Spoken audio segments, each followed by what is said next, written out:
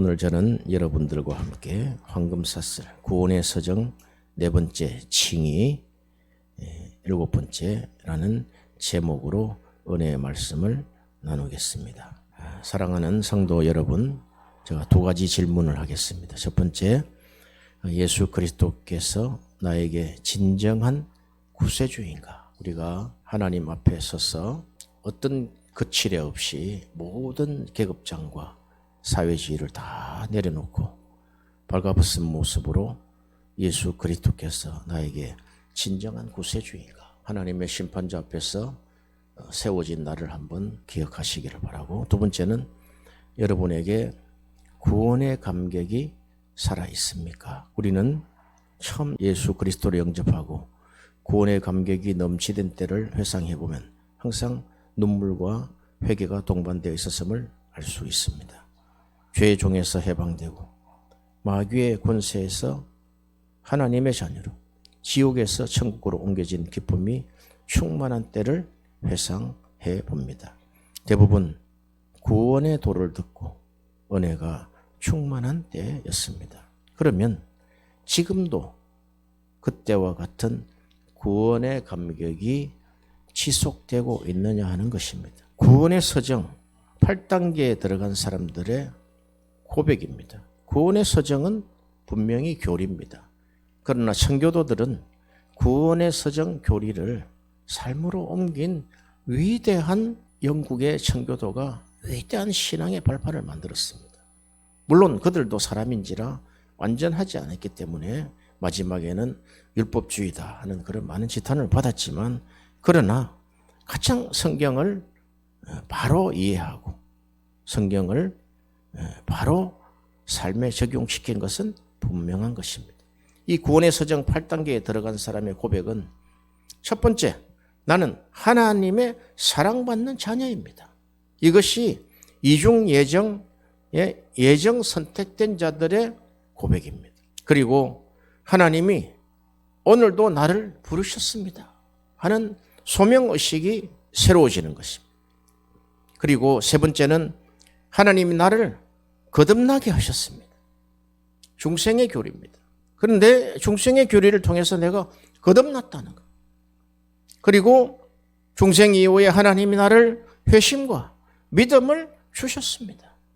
그러므로 로마서 8장 30절에 하나님께서 또 미리 정하신 나를 또한 부르시고 부르신 나를 또한 의롭다 하시고 의롭다 하신 나를 또한 영화롭게 하셨습니다.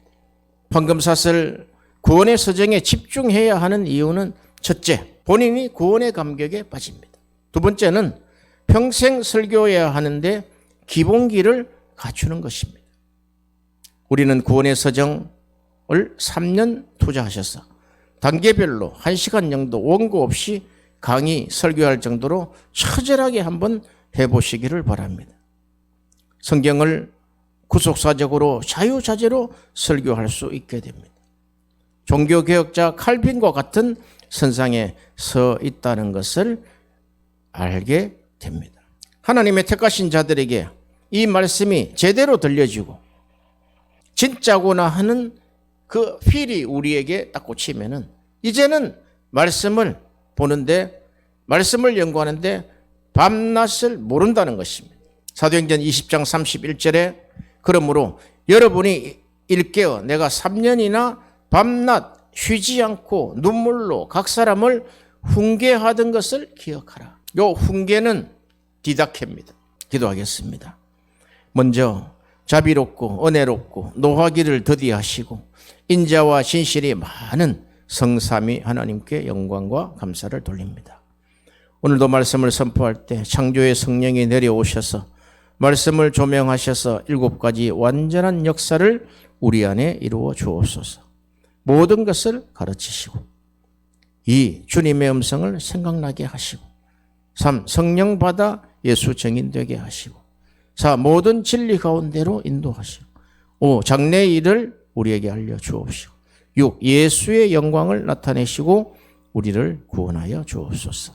성령님이 오셔서 죄와 의와 심판에 대해서 7. 우리 안에 있는 세상을 책망하시옵소서.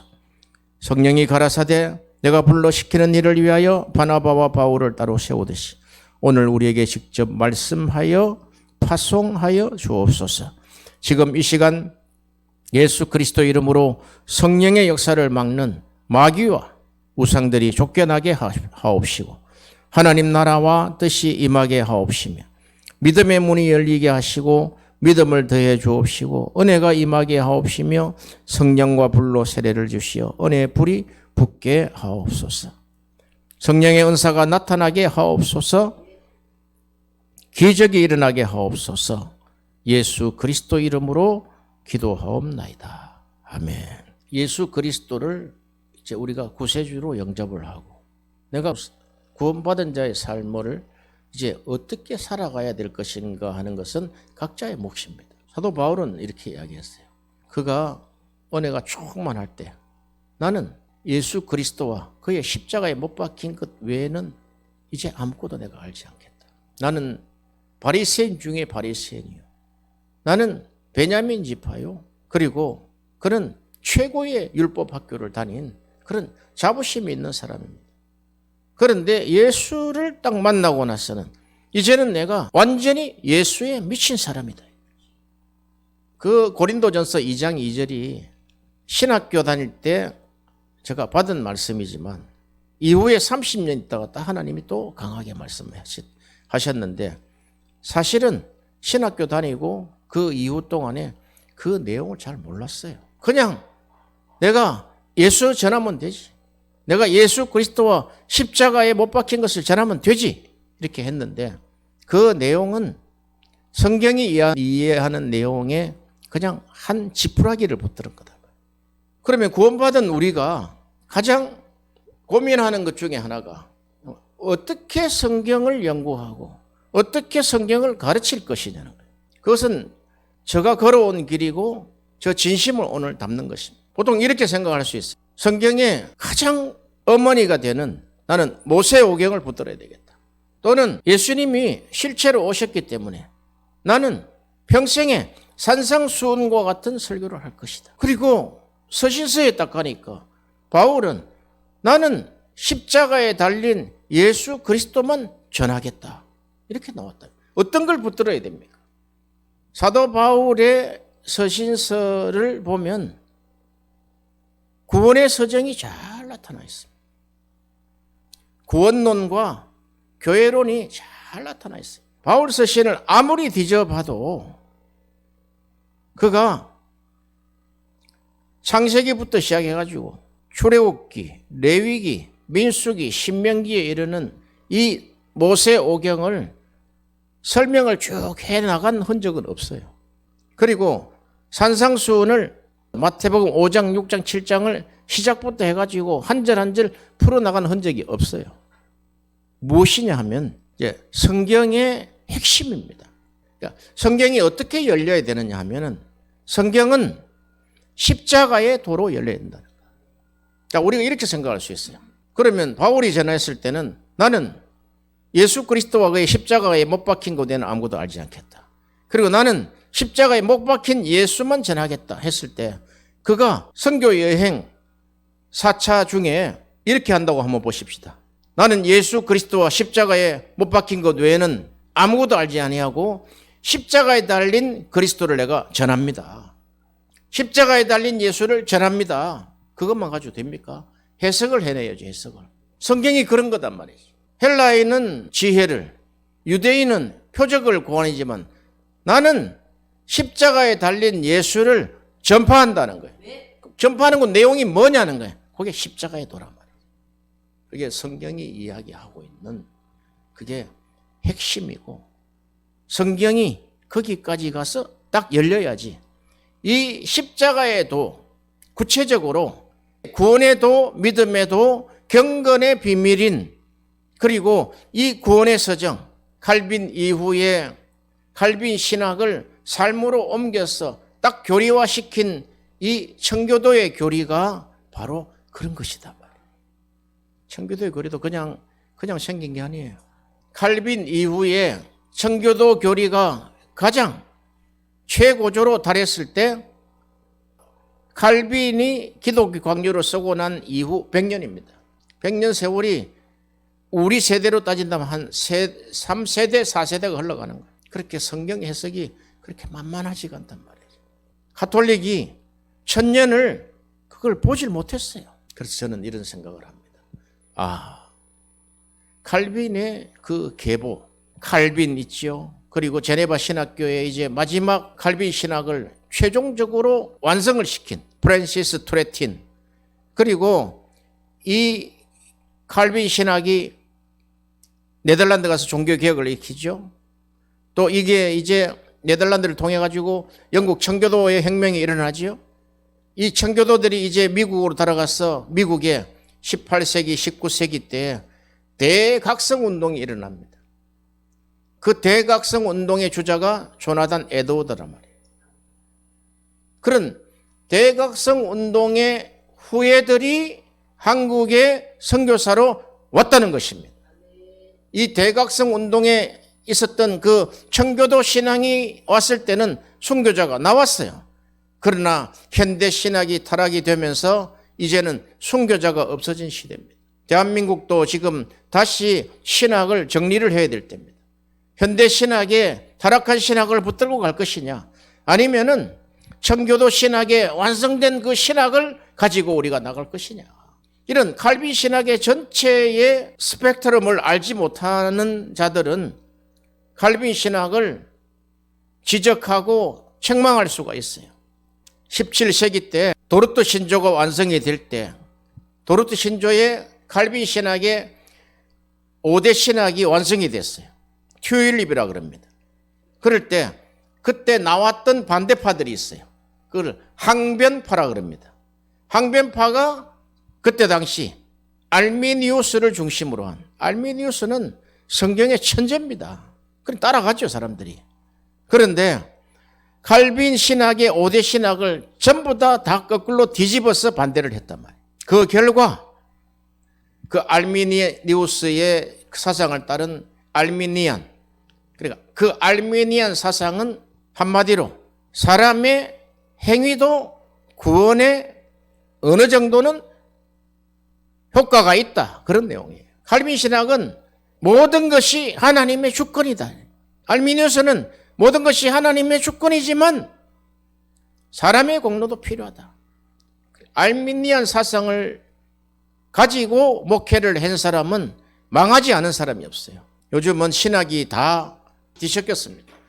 그래서 장로교에서 공부를 하고 열심히 수학한 사람도 어느새 그냥 이게 초교파가 돼가지고 초교파라는 명문 아래서 알미니안을 가지고 갔다가 들이댑니다. 그 알미니안을 통해서 교회를 성장을 시킵니다. 알미니안은 교회를 성장시키는 데는 그것이 효과가 있어요. 왜? 인간의 공로가 들어가니까. 열심히 기도하면 하나님이 이루신다는 거예요. 인간의 공로가 있어야지 구원을 완성한다는 거예요. 그게 현대 신학에 와서는 사람들을 이롭게 하는 신학, 그리고 사람 중심의 그 신학이 교회에 들어옴으로 미국의 유명한 칼 브라튼, 그 신학자가 지금 교회 속에 들어온 악령주의라고 그렇게 했습니다. 그걸 읽으면서 이분이 조직 신학자이면서 이 교회가 타락하는 것을 보고 이것이 악령들의 정체구나. 그 정체가 사람 중심의 목회를 하고 있다는 거예요. 사람 중심의 목회를 해서 망하지 않은 사람이 없습니다. 그 신뢰가 한국 지금 교회에 지금 나타나고 있단 말이죠. 그래서 우리는 다시 칼빈으로 돌아가야 합니다. 다시 칼빈으로 들어가서 무릎을 꿇고 5대 교리를 공부하고 칼빈의 기독교 강론을 읽어서 그의 연관되어 간 그 칼빈 신학의 그 연속적인 그 인물들이 쓴 책들을 통해서 우리가 다시 한번 은혜를 받아야 돼. 그 청교도의 최고의 어떤 전성기를 누릴 때 나타난 신학자가 있어요. 존 오웬이라는 신학자가 있는데 그분이 쓴 책이 여기 하나 와 있어요. 죄의 죽임이라는 책이 있어요. 그분은 성령과 성화에 대해서 신학을 완성을 시킨 사람. 성화의 주체는 성령이다는 거예요. 성령의 사역을 다른 데로 가지고 가지 말라는 거예요. 성령은 죄를 죽이는 실체다는 거예요. 존 오웬이 하는 말이 이런 겁니다. 여러분들이 죄를 죽이지 못하면 성령을 통했습니다.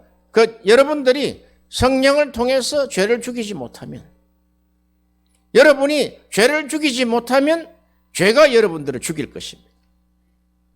모든 신학이 유구무원입니다. 그래서 어쩌면은 그게 율법주의다 이렇게 이야기하는 사람도 있어요. 그 안에 신학을 몰라서 그래요. 우리가 성경을 부분적으로 내가 성경을 열렸다고 이렇게 큰 소리 치는 사람들 보니까 다 지푸라기 들고 그냥 성경을 찾았다는 거예요. 사도 바울도 신학이 최고조로 달했을 때 그게 에베소서와 빌립보서에 잘 나타납니다. 특별히 에베소서에 나타난 하나님 속에 감추어졌던 비밀의 경륜, 즉 구속의 경륜입니다. 하나님 나라에 감추어졌던 구원의 계획을 깨달았다는 것입니다. 그것이 에베소 3장 1절에서 12절에 잘 나타나 있습니다. 한번 보시겠습니다. 이러함으로 그리스도 예수의 일로 너의 이방을 위하여 갇힌 자 된 나 바울은 로마의 가택연금이 당했다는 거죠. 그리고 너희를 위하여 내게 주신 하나님의 그 은혜의 경륜을 너희가 들었을 터이라. 그러니까 하나님의 은혜의 경륜을 나에게는 주셨는데 내가 전하지 아니하면 너희에게는 없다는 이야기예요. 그래서 이 하나님의 은혜의 경륜, 구속의 경륜은 전해져야 된다는 거예요. 3절에 곧 계시로, 이것이 뭐냐 하면 계시로 내게 비밀을 알게 하신 것이다. 이 계시, 하나님이 보이지 않던 것을 커튼을 쫙 열었단 말이에요. 계시로 비밀을 알게 하신 것은 내가 이미 대강 기록함과 같으니 4절에 이것을 읽으면, 지금 요 에베소서 3장입니다. 이것을 읽으면 그리스도의 비밀을 내가 깨달은 것을 너희가 알 수 있으리라. 깨달은 자가 전수해야 된다는 거예요. 5절에 이제 그의 거룩한 사도들과 선지자들에게 성령으로 나타내신 것 같이 다른 세대도 사람의 아들들에게 알게 하지 아니하셨으니 6절에 이는 이방인들이 복음으로 말미암아 그리스도 예수 안에서 함께 후사가 되고 함께 지체가 되고 약속에 참여한 자가 됨이라. 실제로 이 복음을 위하여 그 능력이 역사하시는 대로 내게 주신 하나님의 은혜의 선물을 따라 내가 일꾼이 되었노라. 이 일꾼은 이 일만 해야 된다는 거예요. 8절에 모든 성도 중에 지극히 작은 자보다 더 작은 나에게 이 은혜를 주신 것은 청량할 수 없는 그리스도의 풍성함을 이방인에게 전하게 하시고, 이게 청량할 수 없는 그리스도의 풍성함이라는 거예요. 예수에 안 미칠 수가 있겠어요? 9절에 영원부터 만물을 창조하신 하나님 속에 감추어졌던 비밀의 경륜이 어떠한 것을 드러내게 하려 하심이라. 하나님이 만세전에 예정하신 이중 예정이라 그랬죠. 구원의 예정과 또는 하나님이 버리시는 유기의 예정을 이야기합니다. 그 중에 하나님의 그 구원의 비밀의 경륜을 하나님이 비밀된 것을 드러내게 하셨다는 거예요. 그래, 이는 이제 교회로 말미암아. 이게 이제 교회론의 본질이라는 거예요. 그럼 교회는 뭐 해야 되느냐? 이거 해라는 거예요. 하나님 속에 감추어졌던 그 비밀의 경륜, 구속의 경륜, 경건의 비밀을 전해라는 거예요. 그것이 교회의 존재의 이유다. 그래서 교회는 언약에 성취된 신적 기관이다. 교회를 우습게 보면 안 돼요. 그냥 교회 이름을 막 팔아가지고 그냥 장사하면 안 된단 말이에요. 하늘에 있는 통치자들과 권세자들에게, 보이는 역사 뒤에 있는 영적 세계, 천사나 마귀들에게도 하나님의 각종 지혜를 알게 하려 하심이니 곧 영원부터 우리 주 그리스도 예수 안에서 예정하신 뜻대로 하신 것이라. 12절에 우리가 그 안에서 그를 믿음으로 말미암아 담대함과 확신을 가지고 하나님께 나아감을 얻었느니라. 이 에베소서 3장 1절에서 12절을 쭉 보면서 이게 비밀이었구나. 비밀은 감춰져가 있는 것이구나. 이 비밀은 연자만 아는 자만 전파할 수 있다는 거예요. 목사님들의 설교를 들어보면은 이 비밀이 들어있는지 안 들어있는지는 설교 그 1시간 설교를 통해서 그 신학을 완전히 파악해낼 수가 있단 말이에요. 구원이 선포되지 않는 교회는 여러분 떠나십시오. 이게 심한 말인 것 같지만 서로 망하기 때문에 그렇습니다. 하나님의 비밀의 경륜을 선포하고 그것이 전파되고 전파된 비밀이 또 전파된단 말이에요. 그러므로 이 비밀의 하나님의 구속이 실제로 이루어진 증거가 다른 사람들이 이방인, 유대인, 헬라인, 종이나 자주자들이 그리스도 안에 하나 되어 사랑하고 용서하고 예배하는 것을 영적 세력들이 들여다보게 됩니다. 도대체 어떻게 된 거야, 저거? 서로 물고 뜯고 해야 되는데 왜 서로 용서하고 울고 은혜를 받고 있는 거지? 그런 겁니다. 이게 구속의 도가 전파되어야 된다는 거예요. 그러므로 교회는 십자가, 그 승리의 깃발이요. 하나님의 아들이 십자가에서 이룬 그 구원이 이 공동체 안에서 실제가 됐다는 거예요. 구원의 교리, 구원의 서정이 실제가 된 삶을 산 공동체가 영국의 청교도라는 거예요. 그래서 영국의 청교도 혁명이라고 그렇게 이야기합니다. 그래서 교회는 세상을 넘어 우주적인 증거를 나타내는 것입니다. 바로 비밀을 계시한 것이 구원의 도요, 그것이 황금 사슬인 것입니다. 고린도전서 1장 23절에 우리가 십자가에 못 박힌 그리스도를 전하니 유대인은 꺼리는 것이요 이방인에게는 미련한 것이로되. 그러니까 바울이 가는 데마다 십자가에 못 박힌 예수 그리스도, 십자가에 못 박힌 그리스도를 전한 것이 아니라 십자가의 도, 황금사슬, 구원의 서정을 3년간 전파했다는 거예요. 그 에베소 교회가 세워진 것입니다. 예수님의 복음은 하나님 나라를 선포하시고 비유로 설명했습니다. 바울의 복음은 예수 그리스도와 십자가의 도로 죄 사함과 하나님 나라 들어가는 길을 설명했습니다. 바로 이 구원의 도, 십자가의 도가 하나님 나라에 들어간다는 거예요. 하나님이 나를 칭의하시고 영화롭게 하셨느니라. 그런 구원의 서정 그 8단계 고백이 순간순간적으로 나에게 이루어져야 된다는 거예요. 하나님 나를 오늘 또 부르셨군요. 소명이 생긴다. 소명이 한 번으로 끝나는 거 아니에요. 칭의는 단회적으로 끝나지만 성화는 계속적으로 이어진단 말이에요. 예수님께서 비유로 설명하신 이유가 있습니다. 마태복음 13장 13절 15절에 그러므로 내가 그들에게 비유로 말하는 것은 그들이 보아도 보지 못하고 들어도 듣지 못하며 깨닫지 못함이니라. 이사야의 예언이 그들에게 이루어졌으니 일렀을 때 너희가 듣기는 들어도 깨닫지 못할 것이요 보기는 보아도 알지 못하리라. 이 백성들이 마음이 완악하여졌어. 그 귀는 듣기에 둔하고 눈은 감겼으니 이는 눈으로 보고 귀로 듣고 마음으로 깨달아 돌이켜 내게 고침을 받을까 두려워함이라 하였느니라. 마태복음 13장 11절에 이르시되 천국의 비밀을 아는 것이 너희에게는 허락되었으나 그들에게는 아니 되었다. 이게 바로 십자가의 도, 구원의 도, 경건의 도가 천국의 비밀이라는 거예요. 이것이 씨 뿌리는 비유에 나타났다는 거예요. 좋은 땅에 뿌려지면은 30배, 60배, 100배의 열매를 맺는다는 거예요. 아멘. 그러므로 바울이 평생 단 한 가지 부탁한 기도 제목은 에베소서 6장 19절입니다. 또 나를 위하여 구할 것은 내게 말씀을 주사 나로 입을 열어 복음의 비밀을 담대히 알리게 하옵소서 할 것이라. 우리가 보통 기도 제목을 부탁할 때 이런 기도 제목 부탁한 사람 잘 있습니까? 우리는 기도 제목 볼 때 요거 한 가지, 바울에서 필요한 기도 제목 이 한 가지단 말이에요. 내게 말씀을 주사.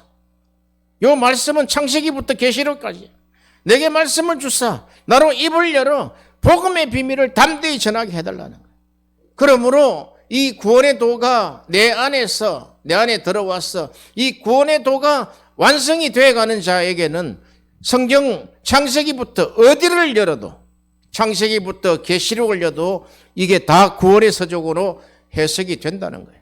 성경을 통해서 영생을 얻기 위해서 성경을 상고하거니와 이 성경은 예수 그리스도에 대하여 정언한 것이다. 그러므로 이 복음의 비밀은, 천국의 비밀은, 그리스도의 비밀은, 경건의 비밀은 영원 전부터 하나님 속에 감춰졌던 비밀의 경륜인데, 이 경륜을 헬라어로 통치 경륜입니다. 그러므로 우리는 이 십자가 구원의 전달자가 되는 것입니다. 곧 구속의 비밀인 구원의 서정을 전수하는 일입니다. 이게 비밀입니다. 미스테리온, 계시된 구원 계획입니다. 경륜입니다. 경륜은 이코노미아입니다. 경제 경영입니다. 하나님의 역사 경영, 섭리 통치 계획을 실행하는 청지기요. 또한 이 경륜을 사명으로도 해석을 했습니다. 이 경륜이 들어오면 나에게 사명이 생긴다는 거예요. 예수 그리스도를 향한 무한한 예수 그리스도를 사모하게 된다는 거예요. 내가 예수 그리스도와 십자가에 못 박힌 것 외에는 아무것도 알지 않기로 하겠다. 이제 아무것도 필요 없다는 거예요. 이게 사도들의 직분이었으며 임무였습니다. 그리고 이것이 영광된 교회를 섬기는 일이었습니다. 이 단어는 하나님의 구원 계획에 대하여 사용되었습니다. 즉 하나님의 계획과 뜻과 그 계획의 성취, 계획의 드러남을 가리키는 것입니다. 디모데전서 1장 3절 4절에 내가 마케도냐로 갈 때 너를 권하여 에베소에 머물러 한 것은 어떤 사람들을 명하여 다른 교훈을 가르치지 말며 신화와 끝없는 족보에 몰두하지 말게 하려 함이라. 이런 것은 믿음 안에 있는 하나님의 경륜을 이름보다 도리어 변론을 내는 것이라는 것입니다. 할렐루야. 이 구절은 거짓 교사들은 믿음 안에 있는 교훈보다는 허황된 이론을 가르친다고 말하고 있습니다. 허황된 이론 필요 없습니다. 갈라디아서 1장 6절에서 10절은 그걸 다른 복음이라고 그렇게 합니다. 다른 복음은 그것은 거짓 복음이라는 그런 것입니다. 천사라도 저주를 받아야 된다는 거예요. 그럼 다른 복음이 뭐냐? 사람을 좋게 한다는 거예요. 사람의 삶을 좋게 하도록 한다는 거예요. 90%가 지금 빠져 있어요, 교회가. 그런데 그럼 바른 복음은 뭐냐? 하나님을 좋게 한다는 거예요. 하나님을 기쁘게 한다는 거예요. 갈라디아서 1장 6절에서 10절 보면 그 다른 복음이 4번이나 나와요. 너희들이 십자가에 달린 예수 그리스도 보이지 않더냐? 그런데 왜 다른 복음에 따라가느냐는 거예요. 듣기 좋으니까. 그게 번영신학이요, 인본주의 신학이요, 긍정신학. 성경은 이렇게 분명하게 이야기한단 말이죠. 사도의 직분은 한마디로 구원의 도를 전하는 것입니다. 디모데에게 부탁한 성경 재교육은 딱 한 가지입니다. 바른 교훈을 가르치라는 거예요. 이것저것 너 마음대로 가르치지 말고 십자가의 도, 복음의 비밀, 그리스도의 비밀, 경건의 비밀인 영원 전부터 하나님 속에 감춰졌던 비밀의 경륜인 구원의 서정을 가르치라는 거예요. 제가 무리하게 해석했습니까 지금? 구원의 서정을 무리하게 해석한 겁니까? 구원의 도입니다. 이게 안 보였을 뿐이었죠. 이 권면을 목회자 여러분들이 확신해야 됩니다. 지금 교인들의 머릿속에는 억만진창이며 혼돈의 카오스입니다. 머릿속에 엉터리, 사이비, 유튜브로 세상 쓰레기로 가득합니다. AI의 가르침을 받고 있습니다. AI 전문가가 말했습니다. AI의 가르침을 받은 설교와 기도가 5배, 10배 더 잘한다는 거예요, 사실은. 그러나 열매는 없다는 거예요. 바울이 보낸 목회자 서신의 핵심은 바른 교훈을 가르치라 하였지만 디모데후서 4장 3절 때가 이르리니 사람이 바른 교훈을 받지 아니하며 귀가 가려워져서 자기 사욕을 좇을 스승을 많이 두고. 제가 지나온 세월을 생각해 보니까 이 구원의 서정에 안착하기 전에는 바로 이런 거였더라고요. 어떻게 하면 목회 성공해서 내가 부유를 누릴 수 있을까? 귀가 가려워져서 자기의 사욕을 좇을 스승을 많이 두고 또 그 귀를 진리에서 돌이켜 허탄한 이야기를 좇으리라. 바른 교훈이란 그리스도 십자가와 부활을 중심으로 하고 하나님 속에 감추었던 비밀의 경륜하에 있으며 하나님의 주권적인 은혜로 경건한 삶을 살게 하는 복음입니다. 구체적으로 적용으로 청교도의 아버지 윌리엄 퍼킨스의 구원의 서정은 성경을 제대로 본 것입니다. 그렇다면 우리의 사역을 무엇을 할 것인지 구체적으로 정해진 것입니다. 저희들에게 이 청교도의 칼빈 교리의 구원 교리의 요약, 이 구원의 서정이 우리 안에 들어와서 이제 날마다 구원의 8가지 황금 사슬로 연결된 이 서정을 매일 몇 시간 선포할 수 있는, 하나님은 나에게 만세전에 구원의 예정을 하셨다. 그리고 오늘 우리를 부르셨다. 하나님이 우리를 말씀으로 거듭나게 하셔서 자녀 삼으셨다. 하나님이 우리에게 회개와 믿음을 주셨다. 하나님이 나를 의롭게 하셨다. 양자되게 하셨다. 나를 견인하신다. 나를 지속적으로 성화시킨다. 그러므로 하나님이 나를 영화롭게 할 것이다. 이 선언이 시간 울려 퍼지시기를 바라겠습니다.